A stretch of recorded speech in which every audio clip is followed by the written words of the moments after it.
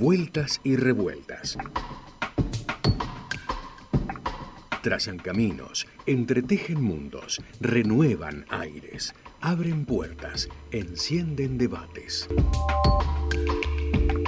Una vuelta más en el aire entre tanto revuelo. Vueltas y vueltas, entre otras, con otras, buscan entre revueltas la luz que nos vienen robando. Vueltas y revueltas en el aire. Producción, Elena Maidana y FM Universidad.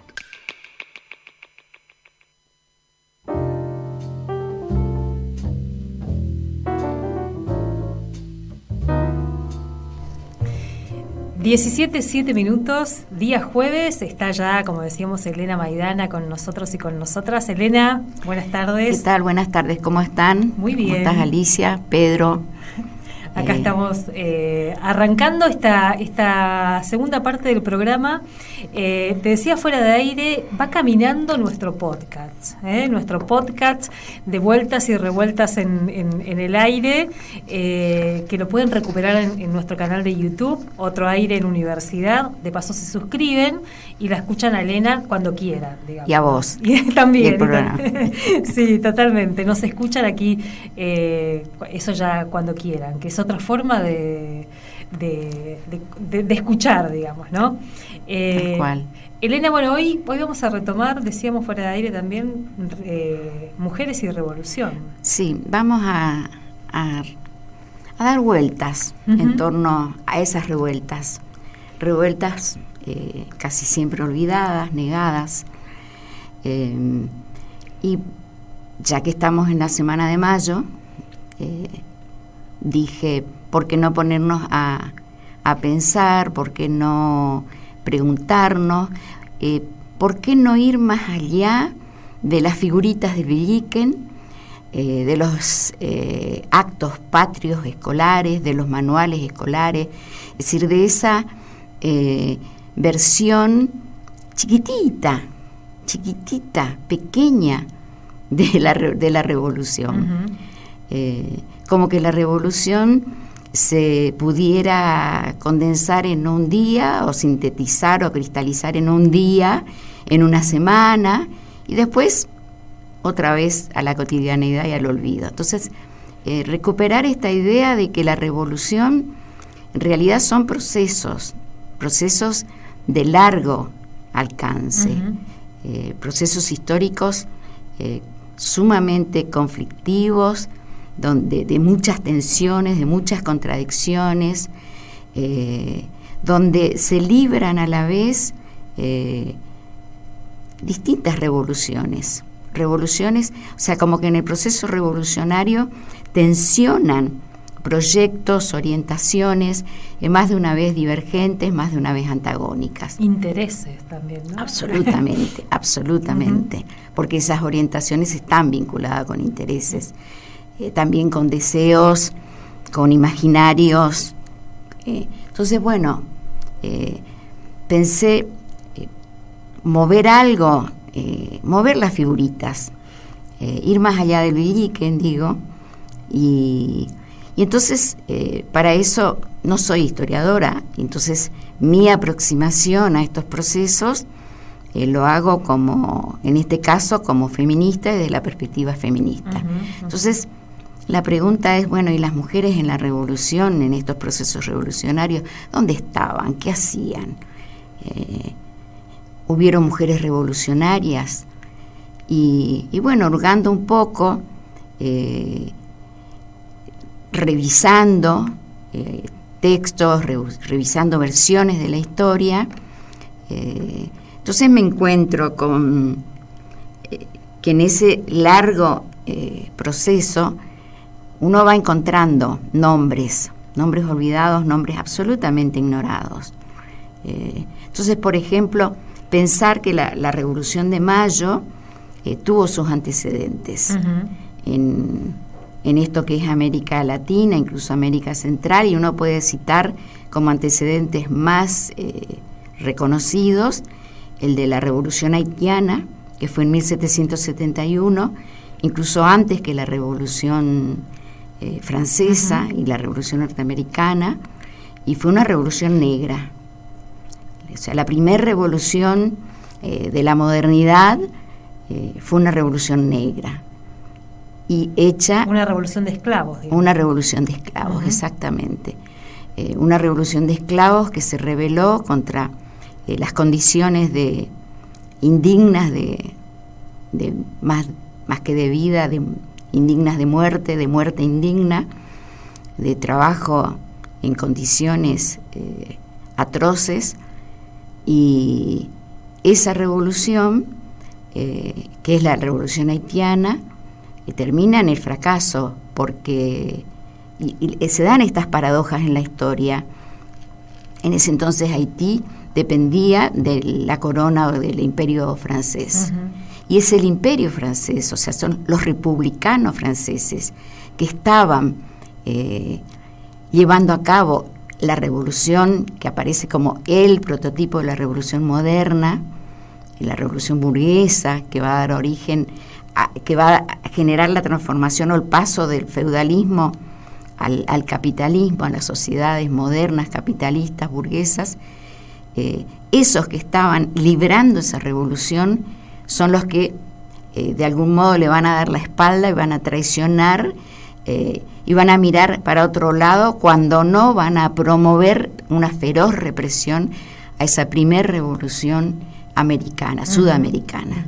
Entonces, creo que tendríamos que ir, insisto, más allá del Villiquen y ponernos a leer un poco más sobre y además historia. Pensaba casi 100 años, esa revolución casi 100 años antes de la abolición de la esclavitud en Estados Unidos, por ejemplo, ¿no? Y 80 y pico antes de la abolición de la esclavitud en nuestro país. Sí, no, o sea, uno se encuentra con esos procesos, esas historias, insisto, negadas, olvidadas. Entonces, pensaba los antecedentes, esa revolución, la revolución haitiana, que fue una revolución de esclavos, pero también otro antecedente ha sido la revolución andina, la sublevación andina.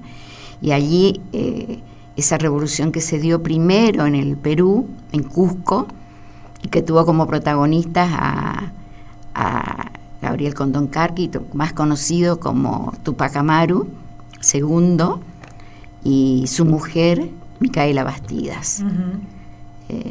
Revolución que termina, sublevación que termina con la derrota y con una muerte atroz, tanto de Tupac Amaru como de Micaela.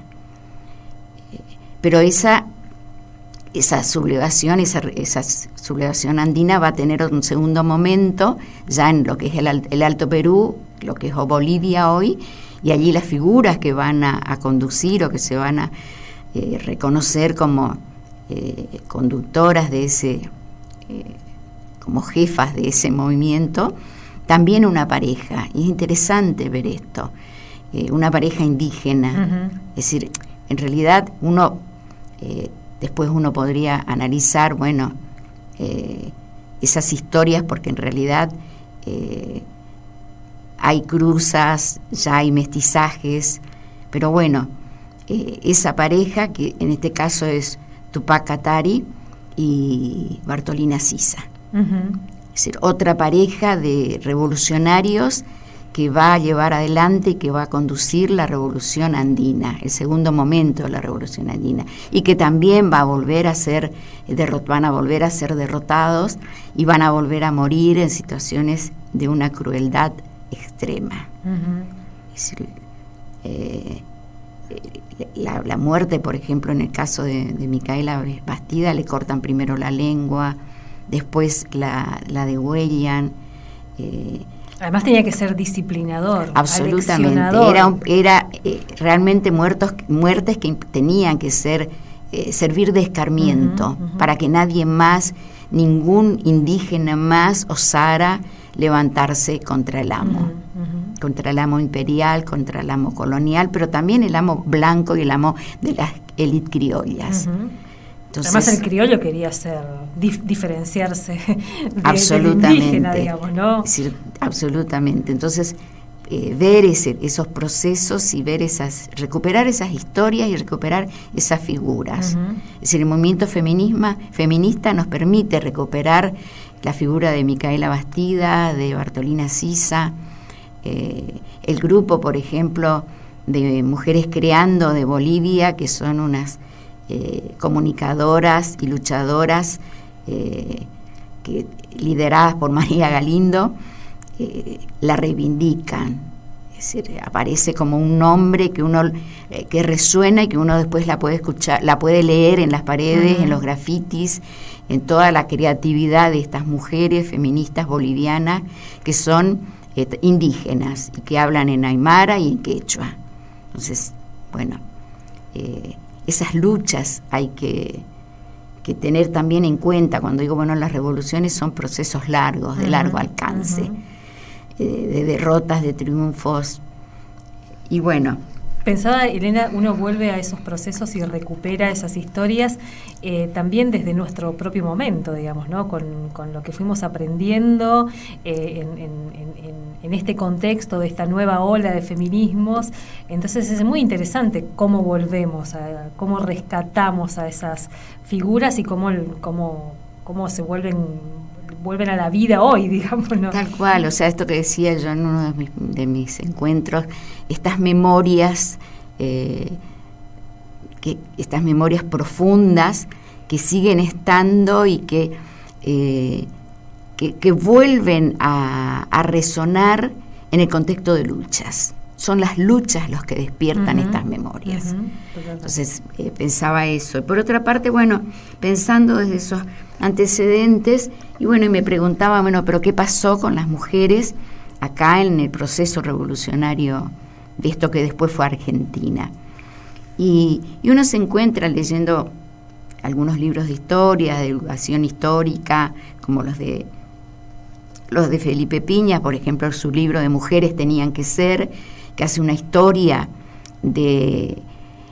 es interesante porque es historias de nuestras desobedientes, incorrectas, rebeldes, luchadoras, desde los orígenes hasta 1930. O sea, pretencioso, pero es un muy buen intento, uh-huh, que nos permite encontrar pistas para seguir hurgando en esta memoria combativa. Y entonces ahí uno se encuentra en el relato que hace él, pero también en el relato, otros relatos, que uno va recogiendo en el contexto de las luchas, que las mujeres durante la revolución, es decir, no solamente estuvieron en la casa, no solamente operaron en la retaguardia, fueron fundamentales en la retaguardia de los ejércitos patriotas, porque se hacían cargo de la logística, del abastecimiento, pero también se hacían cargo, por ejemplo, de tareas de espionaje. Uh-huh. Es muy interesante la tarea el trabajo de espías. Y comparto con ustedes un fragmento del libro de Piña que, a propósito de estas acciones de espionaje llevadas adelante por mujeres como Celedonia Pacheco de Melo, Juana Torino, María Petrona Arias, Andrea Senarruza de Uriondo y doña Toribia La Linda, que acompañaban a doña Macacha Güemes,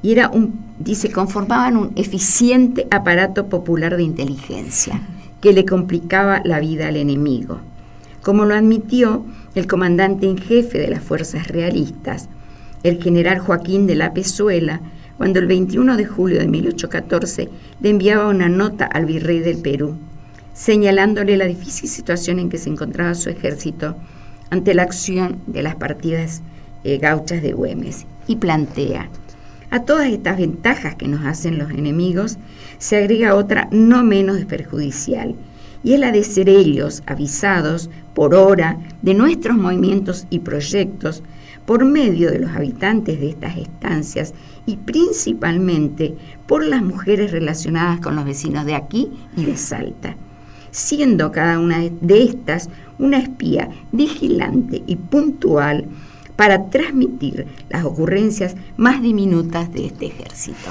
O sea, una tarea de inteligencia, de espionaje que llevaban a cabo las mujeres, justamente por esa posibilidad de ese andar en el territorio. Entonces, me parece eso interesante. Y que además estábamos como invisibilizadas ahí, digamos, ¿no? Eran... Totalmente, éramos... no nos registraban. No registradas, o sea... pero además de esas tareas, también estuvieron en el frente de batalla. También combatieron codo a codo con los hombres. Y de esa, es decir, uno puede hurgar y se encuentra con muchos nombres. Yo voy a rescatar 3. Y después voy a aclarar por qué. Una es María de los Remedios del Valle, que fue, peleó con Belgrano, y también peleó antes en las invasiones inglesas, y era la característica, es decir, en determinado momento Belgrano la reconoce como madre de la patria, la reconocen como madre de la patria, y lo interesante es que era negra. O sea, le decían la parda, Zamba, era negra. Y entonces, y ahí es interesante porque para los negros, es decir, sumarse a la revolución era una vía para poder salir de la esclavitud. O sea, ese otro orden que podía ser posible les podía habilitar y posibilitar el fin de la esclavitud. Entonces luchan en las guerras de la independencia. Entonces es interesante esta figura de María Remedios del Valle. Por otra parte, la figura de Macacha Güemes, que de algún modo lo que uno ve es que no deja de ser una renegada de su propia clase y de su propia posición, porque es hija de hacendados, o sea, forma parte de la élite criolla. Sin embargo, acompañando a su hermano Juan Martín de Güemes, lo que hace es ponerse se ponen del lado de los gauchos. O sea, se ponen del lado de los sectores populares, diríamos ahora. Entonces, hay algunos que la recuerdan como la madre del pobrerío, a Macacha Güemes. Ella pelea a la par, y cuando llega a ser gobernadora de Salta, cuando muere su hermano, funda un partido, o sea, es una figura pública reconocida, pero pertenecía a la élite criolla, y lo que hace, de algún modo, y que lo va a hacer también Juana Zurduy, reniegan de su origen, reniegan de su clase o de su estamento, y lo que hacen es apoyan revoluciones que van a ser revoluciones frustradas. En el contexto de la revolución, de las luchas por la independencia, abonan o adhieren, las dos, Azurduy y Macacha Güemes, abonan luchas por la independencia, pero no solo de la corona española. En el caso de Juana Azurduy, va a apoyar a lo que es todo el movimiento de las luchas indígenas. Y en el caso de Macacha Güemes, sí va a hacer todo el apoyo a los sectores populares, al gauchaje, como decían. Claro. Ahora hay como muchas propuestas para ir encontrándonos con estas figuras. Vos hablabas de las figuritas. Ahora hay que ir ampliando, porque Villiquen... Ese álbum de figuritas ya es mucho más, ese es enorme. Pedimos paridad ahí en el álbum de figuritas. No, y además pensaba esto que vos decías, revoluciones que han sido fuertemente reprimidas, algunas se cuentan como fallidas, y también la presencia de las mujeres en esas revoluciones, aunque después lo que venía producto de esa revolución no significara mejores condiciones de vida para las mujeres. No, para nada, pero además lo interesante es que no luchan, en este caso uno diría por reivindicaciones propias. Había casos que sí, pero en este caso la lucha es por la independencia. O sea, se acompañan las luchas por la independencia, esas luchas revolucionarias, se embanderan con la revolución. Y en realidad yo pienso ahora, ¿por qué iban a pelear por ocupar otros lugares? En realidad no iban ellos estaban ocupando de hecho otros lugares. Totalmente. O sea, ahí no era un discurso, sino directamente era una puesta en acción de lo que hoy podríamos llamar derecho a la participación pública, a ocupar los mismos lugares que los hombres. O sea, hicieron un montón de acciones que uno podría decir, bueno, estuvieron adelantadas a los tiempos. No pedían, hacían. Entonces me parece que eso también es interesante de valorar en estos casos. No, y pensaba además en las prioridades, porque uno puede pensar, la frase de San Martín, seamos libres y lo demás no importa, entre comillas, ¿no? O inclusive, volviendo a Haití, lo que significaba la prioridad de la lucha contra la esclavitud, digamos, ¿no? Como primer paso para pensar después, siquiera lo que hoy decimos otros derechos. Claro, porque en realidad habían varias libertades en juego, sí, podríamos decir, porque estaba como puesta en primera plana la lucha o la liberación y la autonomía de la corona española, del dominio español, del español o portugués o francés, o sea, de ese dominio metropolitano. Entonces, eso estaba, ese dominio colonial, eran luchas anticoloniales, eso estaba como en primer lugar. Pero esas luchas tenían orientaciones diversas, porque se jugaban otros deseos de libertad de los movimientos indígenas, sí, de los pueblos indígenas que fueron los primeros colonizados y siguieron siendo colonizados y siguen siendo colonizados hasta ahora, de los esclavos. Entonces me parece que ir viendo todas esas tensiones, contradicciones e intereses en pugna es interesante para ver, porque justamente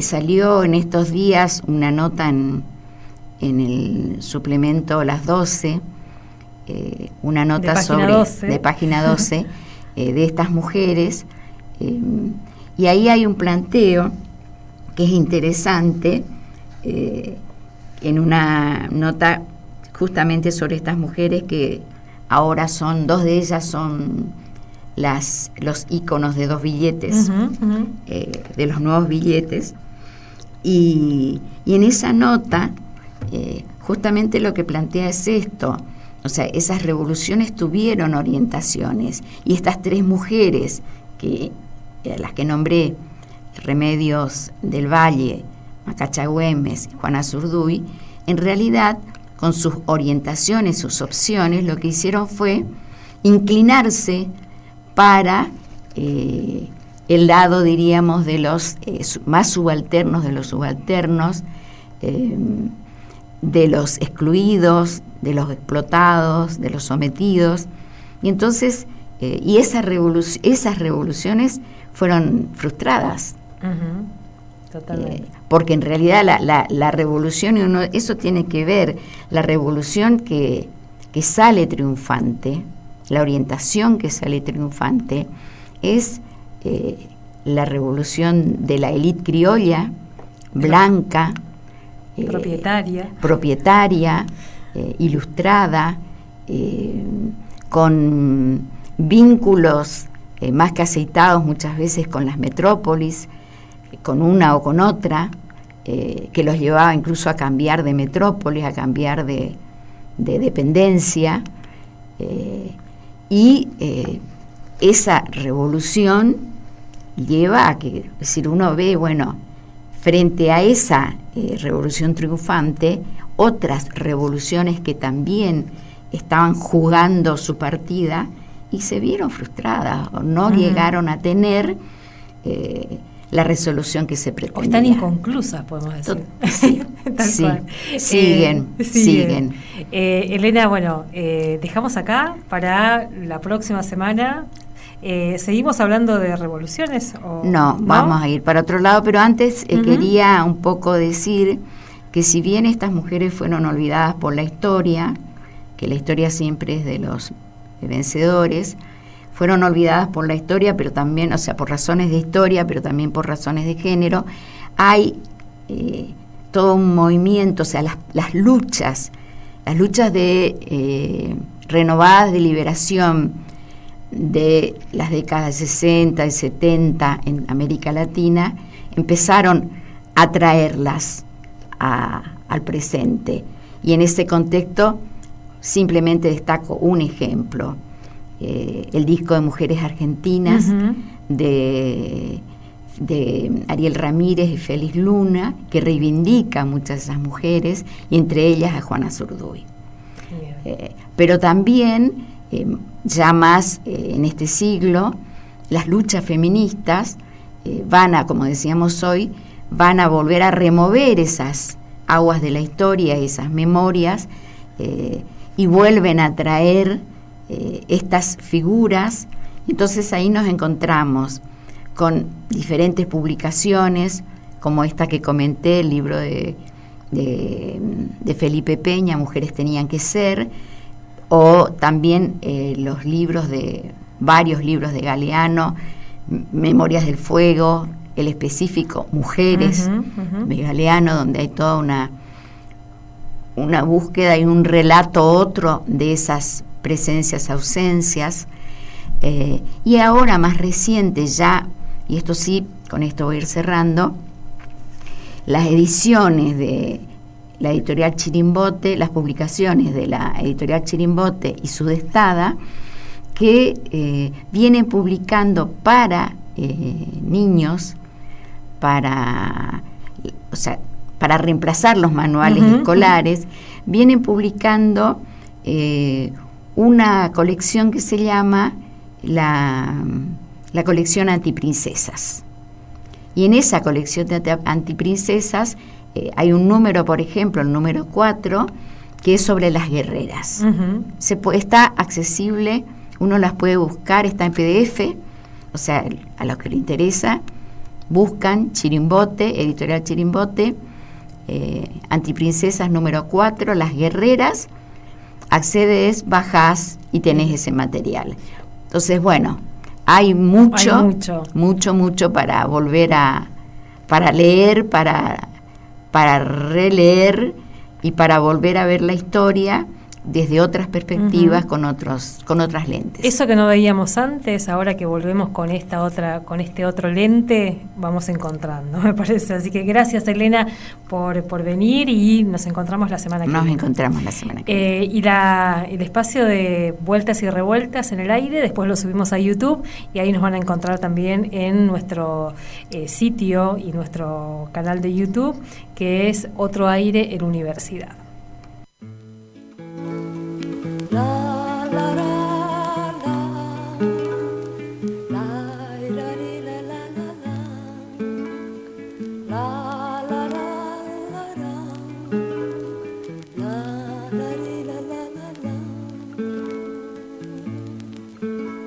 Macacha, Güemes, tus ojos son dos luceros en guerra, por eso hasta las guitarras te copiaron las caderas.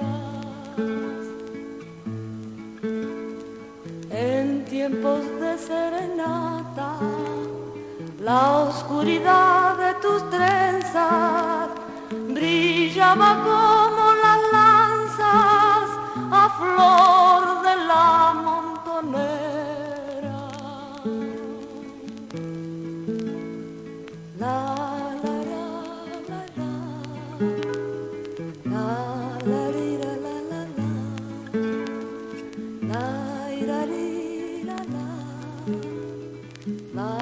la la la la la.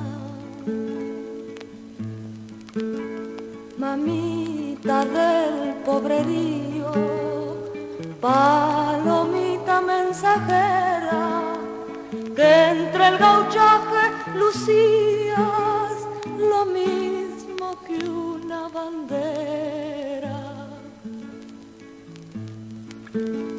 Macacha, Güemes, muchacha, fibra de miel y azucena, tus ojos negros mojaron de amor la noche saltera.